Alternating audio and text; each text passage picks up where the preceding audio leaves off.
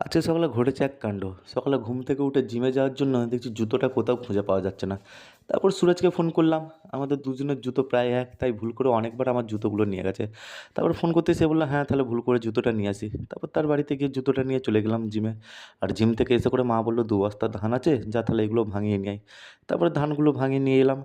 আর আসার সময় দোকান থেকে পেটুকটার জন্য একটা কেক নিয়েছিলাম। আর পেটুকটাকে দেখো, কেকটা পেতেই সঙ্গে, সঙ্গে খেয়ে শেষ করে দিল একদম। আর আমরা অনেকদিন আগে থেকেই প্ল্যান করে রেখেছিলাম যে আজকে চুল কাটাতে যাবো। তাই সুরজকে ফোন করে ডেকে নিলাম। আর যাওয়ার আগে কিছু ময়লা জামাকাপড় ছিল, সেগুলো সার্ফ জলে ডুবিয়ে রেখে গেলাম। তারপর দুজনে বেরিয়ে পড়লাম সেলুনের উদ্দেশ্য। আর অনেকদিন চুলগুলো কাটা হয়নি, তাই চুলগুলো অনেকটাই বড় হয়ে গেছে। আর এই বড় চুল রাখার পর কাটাতে খুবই মায়া হয়। তারপর দুজনে চুল কাটিয়ে আবার বাড়ির দিকে রওনা দিলাম। আর বাড়ির দিকে রওনা দেওয়ার সময় দেখি চুল কাটানোর পর না অনেকটাই মানুষ মানুষ লাগছে, আগের মতন আর অমানুষ লাগছে না।